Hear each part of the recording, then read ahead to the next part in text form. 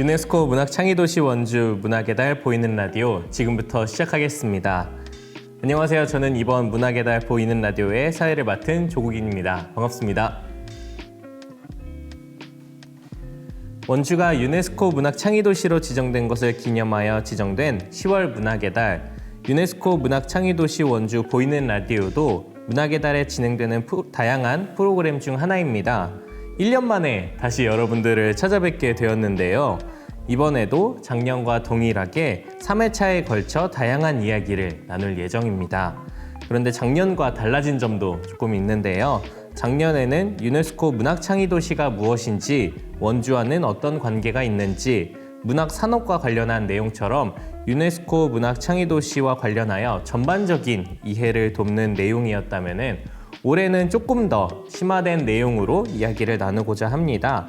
올해 문학의 달 주제인 위기의 시대 삶의 전환을 이끄는 문학과 관련한 내용으로 세 분의 전문가분들을 모시고 또 함께 이야기를 나누어 보고자 합니다. 네, 이제 본격적으로 보이는 라디오 그 첫 시작을 열어보도록 하겠는데요. 첫 번째 시간의 주제는 위기의 시대를 살아가는 우리에게 생명과 평화의 의미는 무엇인가입니다. 팬데믹, 기후위기, 전쟁 등 우리 주변에는 수많은 위기가 찾아오고 있고 이미 찾아왔기도 합니다. 이러한 위기의 시대 속에 역설적으로 강조되고 있는 것이 생명과 평화인 것 같은데요. 우리가 지금 이 어떤 위기의 시대에 살고 있는지, 그 가운데 생명과 평화는 어떠한 가치가 있길래 역설적으로 이렇게 강조되고 있는지, 이런 다양한 이야기들을 함께 오늘 또 전문가분들을 모시고 나눠보도록 하겠습니다. 네, 오늘 함께 이야기 나눠주실 분을 바로 모셔보도록 하겠는데요. 상지대학교 교수이면서 동시에 생명협동교육관 관장님이신 황도근 관장님을 모셔보도록 하겠습니다. 네, 안녕하세요. 안녕하세요. 네, 또 오랜만에 뵈는 것 같네요. 네. 자주 보면 좋죠. 네. 네, 또 오늘 또 처음 뵐 분들을 위해서 또 간단하게 자기소개를 좀 부탁드리도록 하겠습니다. 안녕하세요. 예, 황도근입니다. 생명협동교육관이 1년이 지났는데 전국에서 많은 분들이 오십니다. 시대가 좀 힘들어지면서 많은 분들이 아마 새로운 길, 또 대안적 삶은 없을까 이렇게 해서 와가지고 많이 맞이하고 있는데요. 우리 모두가 이런 어려운 시절에 함께 생각을 같이 하고 공유하고 마음을 나누면서 새로운 길을 찾아보면 좋지 않을까 이런 마음으로 오늘 인터뷰에 응하게 됐습니다. 반갑습니다. 네, 반갑습니다. 오늘 말씀해 주셨지만 저희가 작년에는 창의도시 아카데미로 이렇게 같이 찾아뵀었고, 그때는 생명협동 교육관에서 저희가 촬영을 진행했었더라고요. 근데 그게 벌써 1년이 거의 지났는데, 또 그동안에 1년 뒤에 또 이렇게 문학의 달 보이는 라디오로 제가 또 섭외 요청을 드렸는데, 처음에 또 요청을 받으셨을 때 조금 어떠셨는지. 네. 글쎄, 이게 자꾸만 반복되는 얘기가 아닌가 하는 생각이 들었는데, 이번 문학의 달 주제를 보니까 재난, 위기, 또 전환의 시대에 대한 얘기가 되길래 현실을 좀 통한 문학을 좀 들여다보는구나 하는 마음에서 굉장히 좀 반가웠어요, 사실은. 그런 마음에서 오늘 오게 되고, 그래서 무슨 얘기를 할까 좀 정리도 좀 해보고 그런 생각이 기회가 됐다고 봐요. 네. 그래서 아마 이 전환의 시대, 그리고 또 생명과 평화의 가치가 강조되는 때에 또 가장 말씀을 잘 해주실 것 같아가지고 네, 제가 이렇게 모시게 되었는데요. 저희 이제 본격적으로 조금 이야기를 들어가 보려고 하는데, 저희가 이 문학의 달 주제이기도 한 위기나 재난의 시대라고 하는 부분에 있어서 이런 위기의 시대, 재난의 시대라는 평가에 대해서는 조금 어떻게 생각하시나요? 네. 전 재난의 시대라는 용어에 대해서는 약간 좀 마음이 걸렸어요. 그래서 오히려 재난의 시대라기보다는 좀 넓은 의미에서 가만히 보면 전환의 시대가 왔다. 그런 생각을 좀 해야 되지 않을까 이런 생각을 해요. 왜냐하면 주변에 일어나고 있는 많은 사건들, 그다음에 우리의 지금 스마트폰의 세상, 이런 모든 것들이 한두 가지가 이렇게 변한 게 아니거든요. 한번 생각해 보시죠. 재난이라고 하면 두 가지 의미가 있을 수 있어요. 하나는 이제 가장 크게 이제 생각되는 게 자연재해지. 그렇죠. 네. 산불 네. 또는 뭐 지난번에 후쿠시마 사태 같은 이제 대형 지진, 쓰나미 그 외에 이제 건물이 예전엔 붕괴되기도 한다든가 이런 사건들이 나오는 걸 우리는 이제 자연재해에 의한 사건들이죠. 근데 그런 그 자연재해에 의한 재난은 사실은 인간이 어떻게 할 수가 없어요. 그리고 그런 것들은 주기적으로 일어납니다. 왜냐하면 이 자연의 흐름은 그냥 연속적이질 않고 이 계단식으로 변해요. 제가 전공이 또 그거이기도 했는데 그래서 그 계단이 확 변할 때 이제 그런 재해가 이렇게 주기적으로 오죠. 그래서 자연재해에 의한 재난은 인간으로서는 숙명적으로 받아들여야 되는 경우가 많습니다. 그런데 인간이 만든 재난이 있어. 그게 이제 문제가 되는 거예요. 그러니까 지금의 재난의 의미는 인간이 만들어냈다고 봐야 돼요. 예를 들어서 코로나19, 기후위기, 이게 이제 두 개 가장 큰 지금 화두 중에 하나 그쵸. 아닙니까? 네. 코로나19하고 기후위기에 대한 근원을 들여다보면 그건 인간이 만든 거예요. 코로나19의 가장 큰 그 바탕은 뭐냐면 세계화. 전 세계로 돌아다니는 게 이제 확대되면서 그렇게 됐어요. 그 이제 신자유주의하고 연결되어 있고 자세한 건 나중에 얘기하지만 또 기후위기도 근원이 뭘까요? 쓰다 버리는 세상 때문에 이렇게 된 거거든. 인구도 급격히 폭발하고. 그래서 저는 이제 재난의 시대라고 하기보다는 큰 대전환의 시기가 왔다. 거기에서 우리가 겪어야 될 상황이 지금 우리 앞에 놓여 있다. 이렇게 생각하는 게 저는 옳지 않을까 이런 생각을 하게 됐습니다. 오히려 우리가 전환을 해야 하는 그리고 또 삶의 전환을 안 네. 하면 안 된다. 네.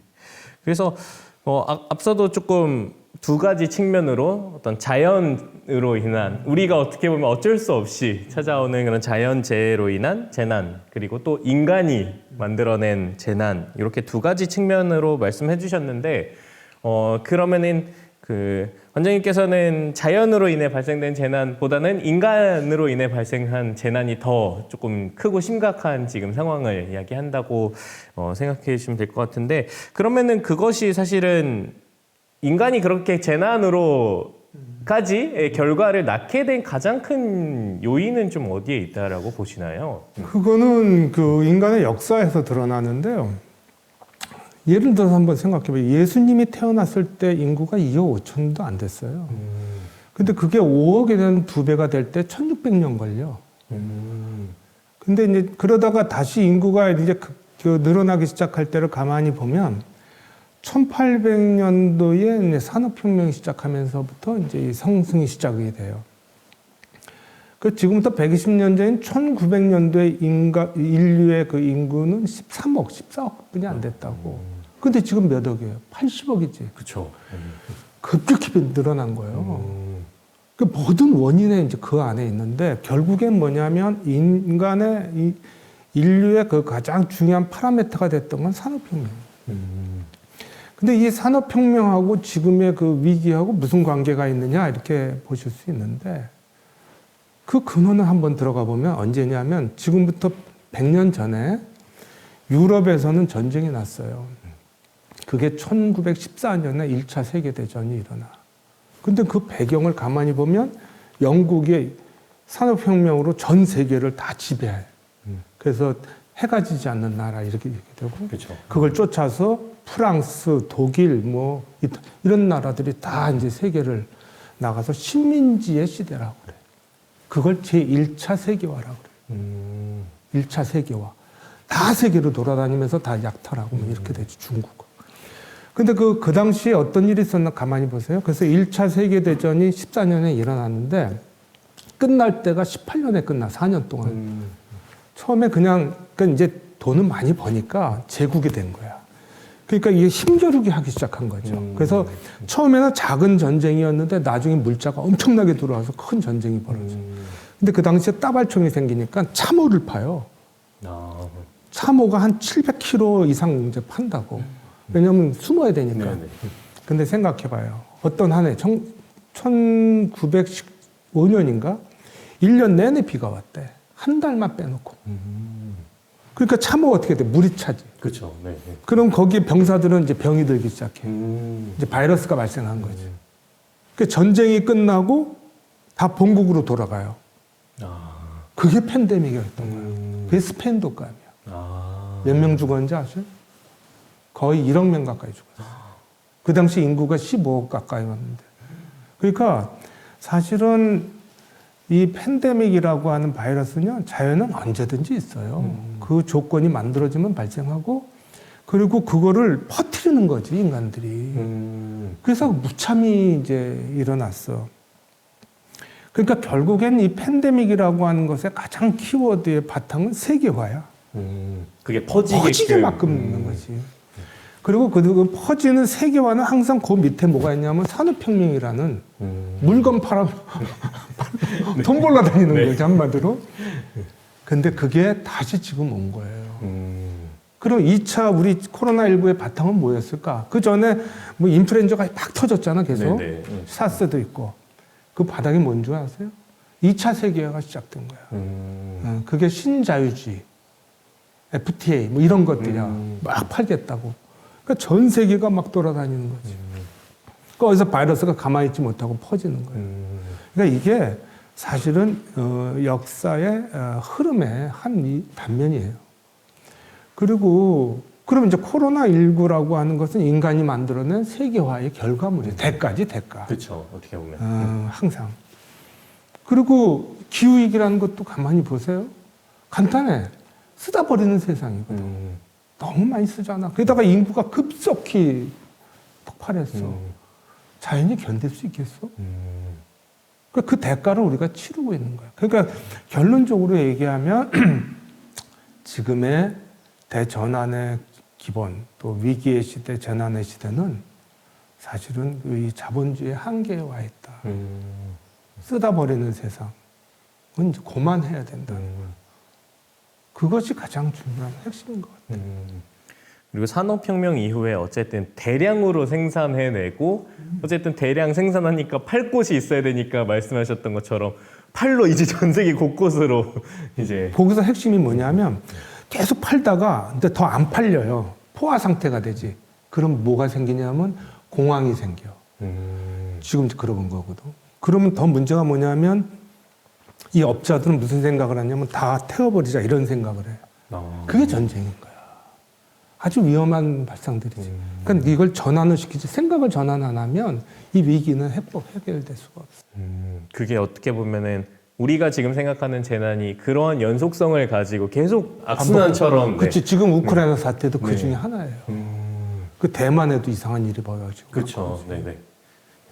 그런 것들이 그래서 또 선생님께서 방금 서두에 이렇게 대전환의 시대라고 말씀해 주신 게 그런 이유인 것 같기도 한데요. 어떤 그런 위기의 시대 아니면 재난의 시대 그리고 또 대전환의 시대라는 그 측면에서 봤을 때 특히 더 어떻게 보면 그런 어려움이 계속 우리에게 찾아오면서 동시에 또 한켠에서는 생명과 아니면 평화 이런 단어들이 또 반대급부로 또 많이 부각되고 있는 것 같은데요. 그래서 관장님이 생각하시는 또 생명이라는 단어를 좀 떠올렸을 때 가장 먼저 드는 생각이 어떤 생각이신지. 네. 생명이라고 하는 키워드는 이제 21세기의 키워드가 됐죠. 그전에는 뭐 이제 산업, 전자 뭐 이런 거였는데 생명의 키워드의 첫 번째 여러 가지 얘기했지만 생존입니다. 이 생명이라는 한문을 가만히 나중에 찾아보시면 이 생자는 나뭇잎이 이렇게 새싹이 올라오는 걸 모방을 해서 만들어졌어. 그리고 이 명자라고 하는 것은 집안에 큰 이제 그 어떤 관료가 그 안에서 명령을 내리는 거야. 지시. 즉 살아 있어라 이런 뜻이야. 그러니까 생명의 키워드의 첫 번째는 살아 있어라. 명령이에요. 왜냐하면 살아 있으라는 DNA가 들어있지 않으면 모든 생명체는 사멸해요. 잘 보세요. 우리가 고난 속에서도 살아있는 이유가 뭘까요? 다음에 새싹을 키워주고 아이를 키우려고. 그리고 꽃을 피우는 것도 뭔지 아세요? 그 고난 속에서 살아있으려고 끝까지 애를 쓰거든. 그래서 마지막 꽃을 피워, 고난 속에서. 그 사람들이든 모든 식물이든 생명체는 고난을 바탕으로 하는데 그 DNA에 살아있는 이유는 살아있는다는 DNA가 있는 거야. 그건 아주 본능적이에요. 공이 날라오면 무조건 피해. 생각하고 피하지 않거든. 일단은 반응하면서. 그래서 생존이라고 하는 것은 생명의 첫 번째 심어져 있다고 그러더라고. 그거는 이유가 없어. 그러니까 살아남으려고 하는 게 없으면 생명체가 아닌 거예요. 이미 모든 게 사멸해버려. 그래서 우리가 고통이라고 하는 걸 살아남으려고 하는 속에서 나오는 것이다 이렇게 보면 마음이 편해요. 근데 그 외에도 이제 생명은 여러 가지 키워드들이 있어요. 생성과 소멸의 흐름이다. 또는 뭐 우주의 선물이다. 뭐 여러 가지 무질서의 질서다. 이런 게 있지만 제가 보기엔 생명은 가장 중요한 키워드가 생존. 살아있어야 돼. 그것이 신의 명령이야. 생존이라는 그 단어 속에서 어떻게 보면은 근데 약간 궁금해지는 거는 우리가 너무 또 인류 본인의 생존만을 또 강조하다 보니까 한편으로는 또 이런 위기가 또 한편으로는 또 자연에 대한 생존을 한편으로 약간 등한시하게 되는 게 아닌가라는 생각도 살짝 드는 것 같아요. 그 점은 이렇게 생각하셔야 돼. 모든 생명은 이기적인 생존을 체화하고 있어요. 근데 자세히 보시면 그 수많은 생명체 중에 인간이 가지고 있는 강점과 양점이 있는데 그것의 근원은 욕망이야. 근데 인간의 욕망은 어떨 땐 꽃을 피기도 해요. 욕망이 있어야 뭔가를 이루거든. 근데 욕망이 지나치면 관계를 파괴시켜요. 지금 문제가 되고 있는 건 후자 쪽에 속한다고 봐. 인류도요, 인간세라고 해서 인류가 성장하고 소멸하거든. 좀 있으면 소멸할 수 있어요. 대칭성이기 때문에 성장한 만큼 내려올 수 있어. 그런데 그래서 그걸 인간세가 있었다고 그럴 거야. 뭐 공룡새 이런 것처럼. 그러니까 인간이 인간새 있는 동안 잘 살아야지. 근데 이제 우리가 문제가 되고 있는 건 지금의 인간이 그 욕망을 계속 업그레이드 시키면서 지금 이 시기까지 왔다는 거예요. 근데 그거를 우리 근처에 있는 자연까지 지금 문제를 일으켜서 하는데 솔직히 얘기하면 자연은요, 걱정 안 해요. 1도, 2도 올라가는 건 문제가 아니에요. 문제는 뭐냐면 그 안에 들어가 있는 인간이 그 대가를 치르는 거거든. 자연은요, 원래 아무 생각이 없어요. 있는 그대로요. 뭐 자연이라고 하는 게 착한 것은 빚을 많이 주고 뭐 나쁜 것은 빚을 안 주나? 그렇지 않거든. 선택은 우리한테 있는 거예요. 그러니까 지금 이 위기는 자연의 지구의 위기가 아니라 솔직히 얘기하면 인간의 위기. 인류의 위기. 맞아요. 그래서 뭐 농담 아닌 농담처럼 지구는 망하지 않는다. 우리가 망한다. 네. 그러니까 우리 스스로가 깨닫는 게 중요하다고 봐요. 그 이따 이제 평화의 개념도 얘기를 하겠지만 일단은 지구 걱정보다 우리 스스로 살아왔던 삶에 대해서 되돌아보는 게 키워드다 이렇게 봐요. 저는 그래서 그럼 그 욕망을 어떻게 보면 아까 말씀하셨던 그 후자의 방법대로 발현되지 않게끔 그렇게 고민하고 우리가 더 앞으로 인류가 잘 살아나가기 위해서 좀 고민을 해야 될 것 같은데 근데 요즘 세상은 약간 그렇게 더 잘 살기 위한 방법들보다는 방금 말씀해 주셨던 욕망이 다른 형태로 계속 반복되고 더 발전되고 이런 형태들로 인하여서 전쟁이나 뭐 질병 그리고 그런 재난의 결과들이 이제 나오는 현상들이 계속 반복되고 있는 것 같은데요. 이러한 시대를 살아가는 우리에게 있어서 방금 이렇게 뭐 생명의 의미도 말씀해 주셨지만 생명과 어떤 평화의 의미는 좀 어떻게 조금 더 우리가 바라봐야 할 것 같을까요? 네. 아까 드렸던 코로나19, 그 다음에 기후위기 외에 지금 심각한 키워드가 하나 더 있어요. 그게 뭐냐면, 이제 평화 얘기를 하려고 해서 이제 그걸 우리가, 그게 불평등입니다. 그러니까 이제 이 코로나19와 기후위기는 지구하고의 문제거든. 근데 인간 사이의 문제도 있다고 지금. 그게 뭐냐면 불평등이 심화됐어요. 근데 그 불평등, 격차라고 그러잖아요, 보통. 근데 그 격차가 벌어지고 있는데 계속. 그러니까 지금 우리가 보이죠? 자영업자들은 문을 닫고 있는데 온라인 플랫폼은 심각하게 좀 성장하고 있거든. 그 격차가 벌어지고 있는 거야. 소수가 이렇게 다 독점을 하기 시작하지. 근데 그 밑바탕에는 이 스마트폰이 있어요. 2차 산업혁명이 벌어진 거지. 예전엔 철도가 그런 역할을 했어. 철도가 도시를 이제 승리자로 만들고 농촌을 이제 깔아앉히지. 근데 지금의 스마트폰이 열차처럼 이제 산업혁명의 주역이 되면서 정보를 많이 갖거나 그거를 플랫폼에 성공한 사람만 살아남고 다 죽여버려요. 지금은. 예를 들어볼까? 뱅그라 그래가지고 FAANG라고 있어요. F는 페이스북, 아마존, 애플, 들어보셨죠? 네네. 넷플릭스, 구글. 이 5개의 디지털 IT 회사들이 가지고 있는 총 자산이 독일 경제만큼 똑같아. 다 독점해버린 거야. 독일 전체 국가. 그러니까 이 온라인 업체들의 이 제국이 벌써 세계 5위의 국가가 된 거지. 그건 무슨 얘기냐면 다 이 점령을 해버린 거야. 근데 이제 처음에는 천천히 하다가 코로나19가 가속을 시켰어. 다 온라인 택배 이러잖아요. 네. 그러니까는 소수가 이걸 다 장악해버린 거지. 배달의 민족 졸지 때도 모르죠. 어? 자영업자들은 다 망했어. 그죠? 그리고 이런 문학가들, 이런 이 프리랜서들도 사실은 일자리를 많이 잃어버렸어요. 코로나19 때. 그래서 다 배달업부로 들어간다고. 그러니까 이 격차가 심해지면 평화는 없어요. 폭포가 이렇게 벌어지잖아? 그런 소리가 엄청 요란하게 나는 거야. 이게 자연의 이치거든. 그래서 사회가 시끄러워지는 거야. 이 격차가 벌어지면 사람들이 나타난 증상은 분노, 혐오, 그 다음에 제일 심각한 게 우울증이에요. 외로움.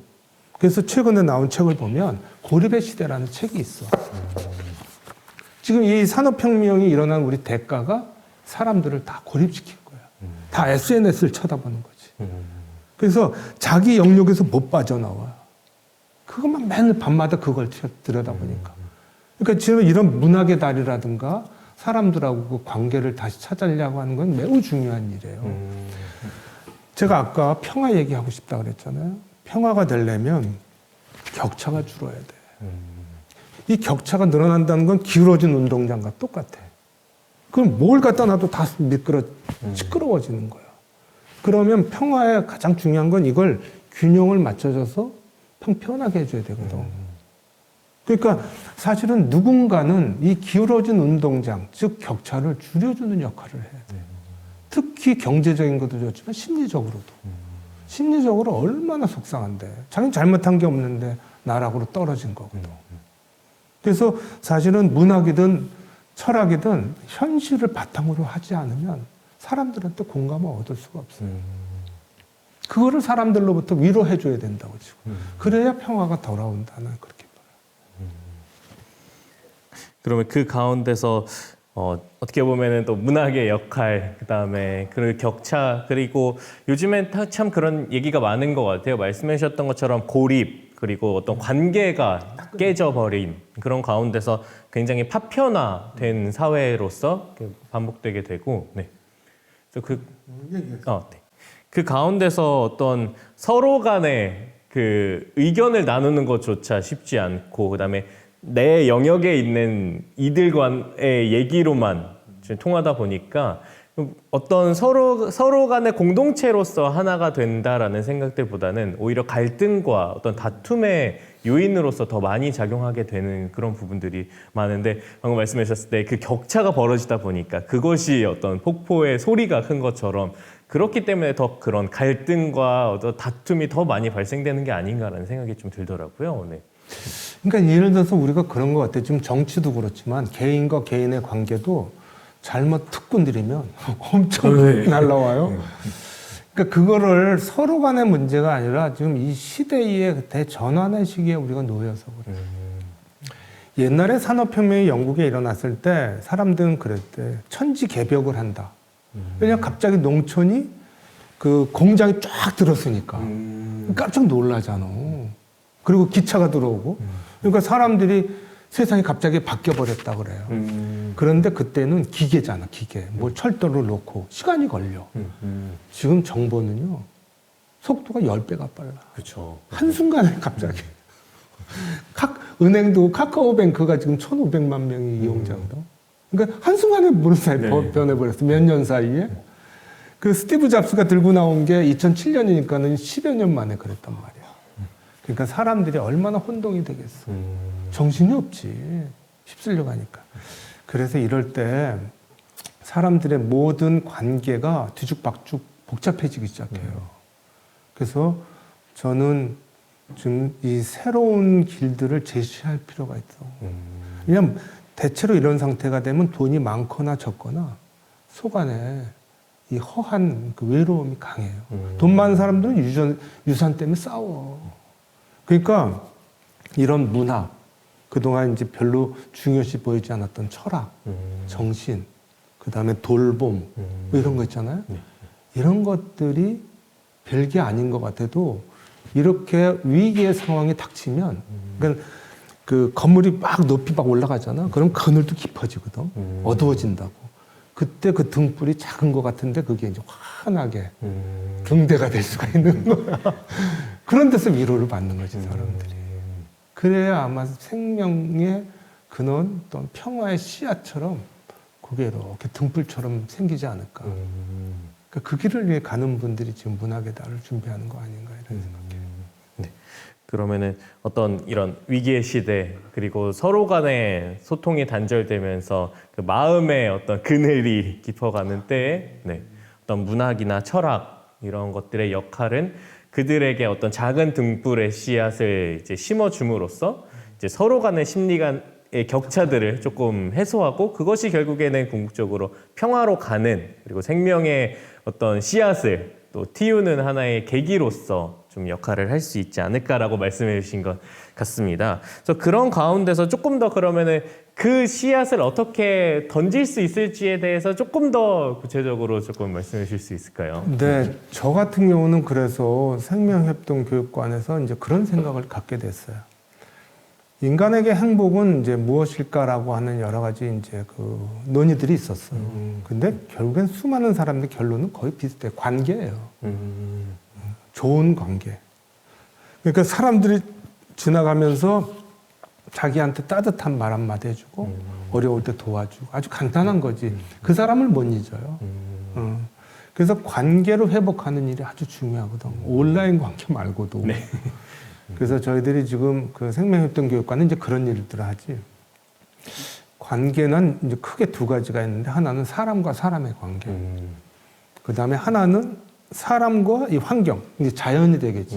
이 두 가지 이렇게 관계가 있잖아. 그럼 사람과 사람의 관계에 제일 중요한 건 이렇게 지금 얘기하듯이 대화하는 거거든. 같이 밥 먹고 대화하고. 그거를 늘리려고 그래요. 그래서 대화 학교를 지금 8회, 7회째 하고 있고 5회째 정도 하고 있구나. 그러니까 계속 만나게 하는 거지. 전국에서 와. 그래서 부부 대화도 하려고. 네. 부부들도 다 안 좋아. 집에서 다 이거 들여다보니까 뭐 옆에 있거나 말거나. 그리고 서로 대화를 할 시간 자체가 그렇죠. 그리고 저는 사람과 사람 관계도 또 좋은 게 뭐냐면 스터디 그룹 공부하는 거야. 같이 모여서. 책도 읽기도 하고 놀러도 가고. 그러니까 소공동체가 위로가 돼주는 거지. 지금 가정에서도 위로가 안 돼요. 애들도 그렇고. 그래서 그런 게 하나 필요하고 또 하나가 결국엔 사람은 자연에 대한 공경심이 있어야 돼. 별을 본다든가 숲에 가가지고 이렇게 숲을 좀 이렇게 돌아본다든가 계절이 바뀌는 걸 본다든가. 그래서 숲학교든 이런 자연과 하는 이걸 이렇게 같이. 그래서 하나는 대화학교, 하나는 숲학교 뭐 이런 식으로 해요. 그러니까 지난번에는 프로그램을 오전엔 빵 만들고 오후에는 산을 갔다 오는 숲을 갔다 오는 프로그램인데 가족들이 다 왔더라고. 너무 좋아하는 거지. 하루의 즐거움. 근데 이 거대한 싸움에서는요. 작은 곳에서 이루어지게 돼 있어. 똑같은 힘을 가지고서 이거 들어엎으려고 안 돼. 정치를 정치로 바꾼다? 똑같은 놈들이 된다니까. 그러니까 오히려 그 균열을 시키는 거는 이런 작은 움직임들이 굉장히 작을 것 같죠? 한 예만 드릴게요. 몽골에 가면 그 추운 겨울이 지나가다가 봄 지나서 딱 7월이 되잖아. 그 수많은 들판에 들꽃이 갑자기 하평해.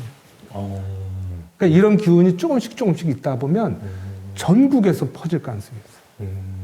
그래서 제가 이제 요즘 관심 갖는 게 뭐냐면 전국의 스터디 그룹이야. 그러니까 생각을 저 미디어라든가 중앙 무대 보지 말고 우리끼리 잘 살아.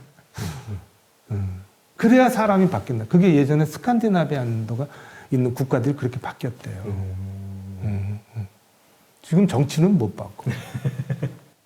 그래서 우리가 때로는 그런 대전환의 시대라고 얘기하다 보니까 정말 대전환으로서 말씀하셨던 것처럼 엄청난 큰 걸로 다시금 뭔가를 해야 될 것 같다라고도 얘기를 하곤 하지만 방금 네, 먼저 말씀하셨던 대로 작은 단위에서 뭐 우리 둘의 대화를 이제 시작하는 것 그리고 자연과 내 가까이 있는 자연을 한번 다녀보는 것 이런 경험이 그 작은 균열을 만들어내는 거라고. 제가 웃기는 얘기 하면 그 예전에 바다에 고기가 꽉 찼잖아. 성장을 막 했어. 근데 너무 많이 차니까 이제 거기에 별 바이러스들이 다 생겨. 누구부터 죽는 줄 알아요? 제일 큰 놈부터 죽어. 그러니까 위기의 시대는 작을수록 생존력이 높아요. 그래서 분해를 해야 돼. 큰 규모는 구조를 유지하기 위해서 에너지 소비가 너무 심해. 그래서 오히려 지금은 작은 것들로 큰 걸 대항하는 게 공동체로. 그게 서구 사회에서 있었던 그 당시 역사에서 그 얻은 결과예요. 그래서 왜 서양 사람들은 이 자기 동네를 더 그러니까 개인주의가 아니라 자기 동네를 중요시 생각해요. 그래서 조그만 공동체, 조그만 무슨 모임 뭐 굉장히 중요하다. 그래서 이 문학에 따라 아주 중요하다. 끼리끼리 좋아하는 사람끼리 모여서 공부하는 거. 네. 그래야 잘 될 거예요. 그래서 어쨌든 그런 모임을 또 촉진시키는 가장 좋은 우리의 또 매개 중에 하나가 책이기도 하잖아요. 책도 있고 뭐 그렇죠. 그냥 대화하고 또 자연도 같이 가고 병행하면 좋죠. 네. 그래서 또 문학의 달에 다양한 뭐 이런 책을 함께 읽는 모임도 있고 또 이런 책과 관련해서 여행을 다니는 또 프로그램도 있고 그래서 말씀해 주셨던 것처럼 다양한 형태들의 또 작은 관계들을 맺을 수 있게 하는 문학의 달이 아닐까라는 생각도 조금 해보고요. 근데 이렇게 아마 많은 분들이 또 이런 사실들을 이런 서로 간에 우리 가족 간의 관계가 중요하다 아니면 우리 작은 공동체의 관계가 중요하다라는 것들을 또 알고 계신 분들도 참 많으실 텐데 또 이런 것들이 참 알고는 있지만 그것을 또 그리고 자연과의 관계, 인간과의 관계가 또 잘 이루어지는 것이 실천되기는 참 사실 또 어려운 부분인 것 같습니다. 그래서 이런 부분에 있어서 조금 우리가 다들 알고는 있으나 그리고 기후위기나 이런 것들이 계속 강조되면서 이제는 뭔가를 바꿔야 된다라고도 뭐 그런 필요성이나 이런 공감에 대해서는 다들 동의해 주시는데 그게 또 실천으로 잘 이어지지 못하는 부분은 어디에 좀 있다라고 생각을 하시나요? 그거는 이제 관성이죠. 그리고 우리 사회의 가장 큰 이제 우리를 가로막고 있는 거는 각자 도생. 왜냐하면 누군가가 날 보호해주지 않으니까 거기에서 다들 불안해하거든. 그러니까는 그 뭔가 축적해 놓지 않으면 내 삶의 미래가 없다고 생각을 해요.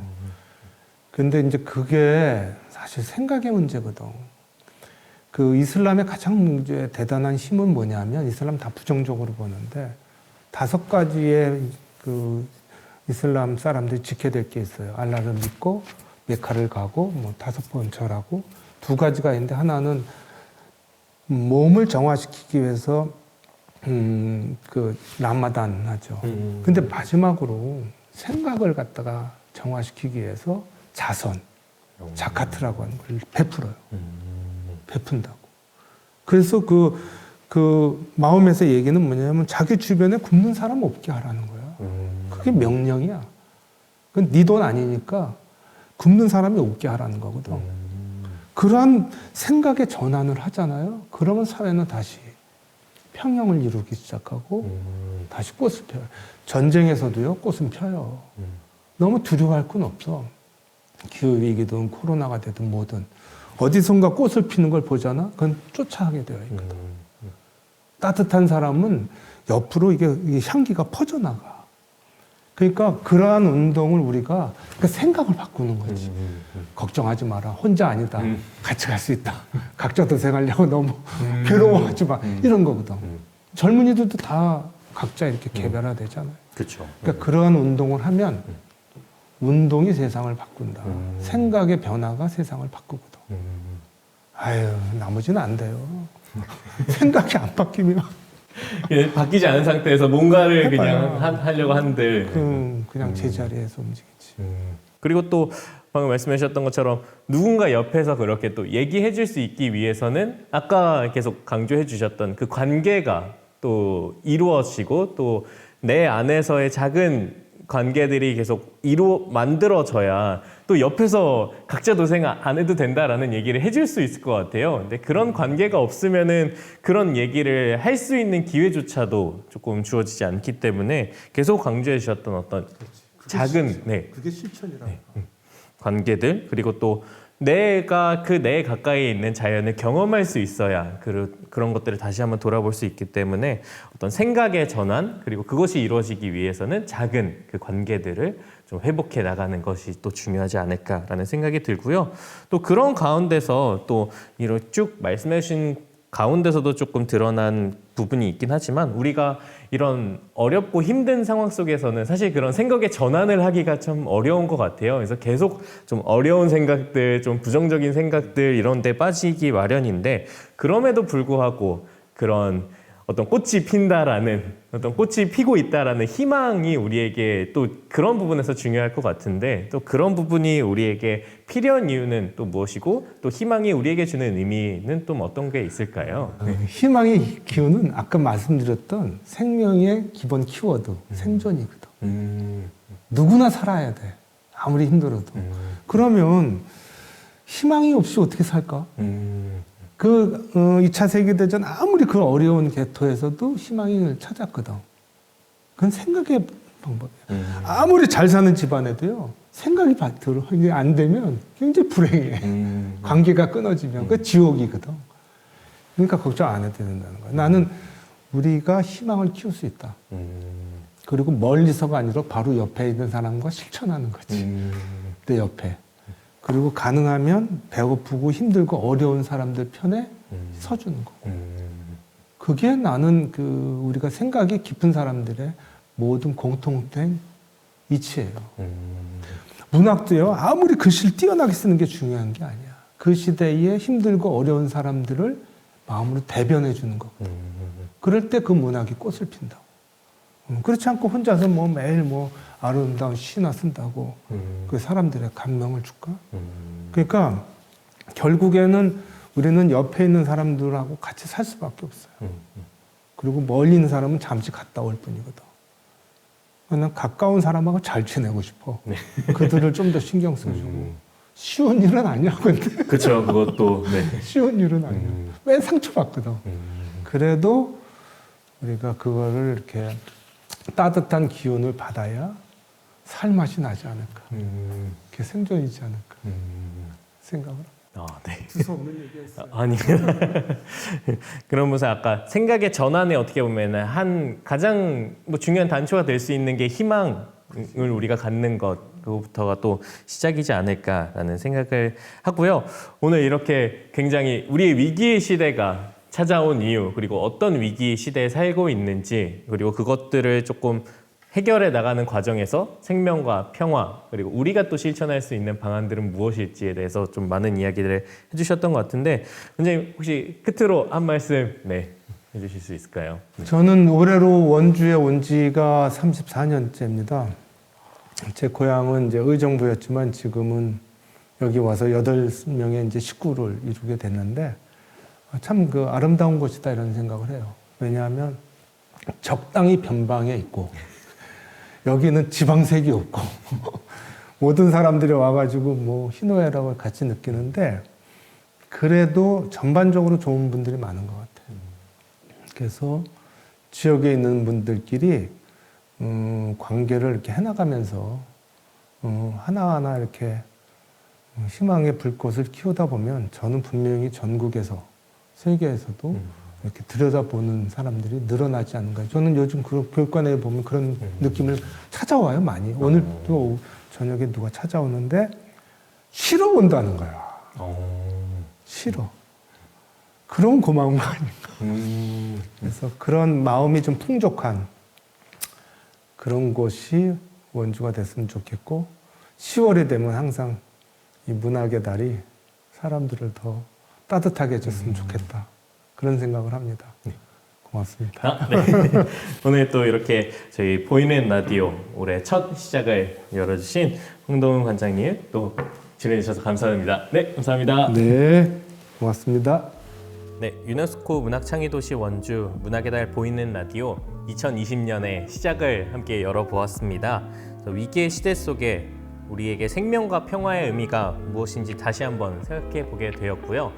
이런 위기와 재난이라는 큰 대전환을 해야 되는 그 상황 속에서 오히려 우리에게 필요한 것은 작은 관계 그리고 작은 실천, 우리 주변을 한번 돌아보는 게 아니었나라는 생각이 좀 들었던 시간이었던 것 같습니다. 그래서 앞으로 두 번의 과정에 또 어떤 이야기들을 나눌지 더 기대가 되는데요. 그래서 이 화에서는 오늘의 재난은 어제 우리가 만든 재앙, 미래 세대에게 어떤 내일을 물려줄까라는 주제로 이야기를 나누어 볼까 합니다. 위기와 재난의 시대는 현재를 사는 우리에게도 큰 재앙이지만 앞으로 이 시대를 살아갈 미래 세대에게는 더욱 크게 다가올 것입니다. 이러한 상황 속에서 우리는 미래 세대에게 어떠한 내일을 물려줘야 할지, 그리고 오늘의 우리가 만들어낸 그 재앙의 결과가 과연 무엇인가를 다시 한번 돌아보게 하는 그런 이야기들을 나누어 보려고 하는데요. 앞으로 남은 2회차, 3회차의 과정에서도 많은 관심 부탁드리고 더 많은 우리의 관계들을 통해서 이런 위기의 시대를 우리가 함께 극복해 나갈 수 있으면 좋겠습니다. 앞으로도 많은 관심 부탁드리도록 하겠습니다. 지금까지 진행의 조국인이었습니다. 감사합니다.